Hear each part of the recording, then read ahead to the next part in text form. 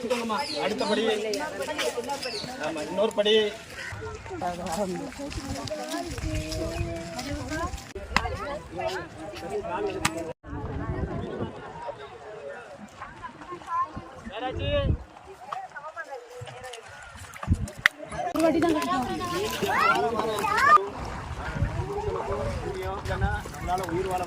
அனைவருக்கும் காலை வணக்கம்.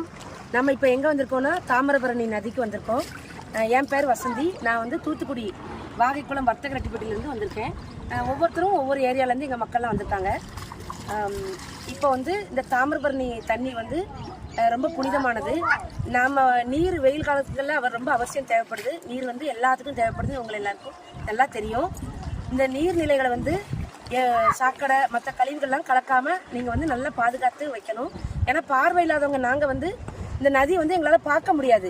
அதனால நாங்கள் வந்து குடிச்சிக்கிட்டு இருக்கோம். இது வந்து ஆற்று வழியா அப்படி இப்படி வருதுனால நாங்கள் இதை குடிச்சிட்டு இருக்கோம்.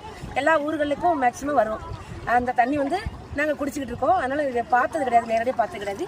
இப்போ வந்து சும்மா கால் நினச்சிட்டு நிற்கிறோம். நாங்கள் எல்லாருமே நாங்கள் நிற்கிறவங்க எல்லாம் பார்வை இல்லாதவங்க தான்.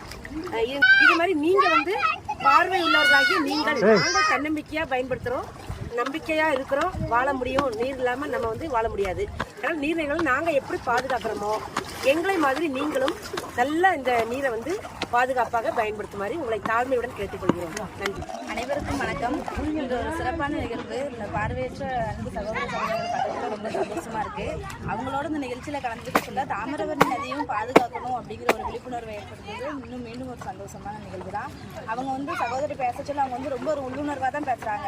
இப்போ ஒரு இந்த தண்ணி வந்து நம்ம குடிக்கிறதுக்கு கையில எடுத்தோம் அப்படின்னா அது மங்களா இருந்துச்சுன்னா கண்டிப்பா நம்ம குடிக்க மாட்டோம். அப்ப பாக்குற நம்மளுக்கே அது மங்களா இருக்கு, குடிக்க மாட்டோம்னு தெரியுது. அப்ப பார்வை இல்லாதவங்களுக்கு வந்து அந்த தண்ணி சுத்தமா இருக்குமா அசுத்தமா இருக்குமான்னு கண்டிப்பா தெரியாது. அதனால அவங்க குடிக்க செய்றாங்க.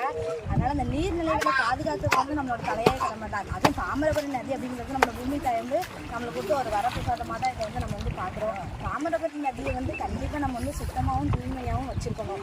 அது நம்மளுக்காக நம்ம கண்ணால் பார்க்குற நம்மளுக்காக இல்லைனாலும் இந்த பார்வைக்கு சகோதரர்களுக்காவது நம்மளோட தாமிரபரணி நதியை வந்து தூய்மையாகவும் பாதுகாப்பாகவும் வச்சுக்கணும் அப்படின்னு ஒரு சமூக அறிவை நான் வந்து கேட்டுக்கிறேன்.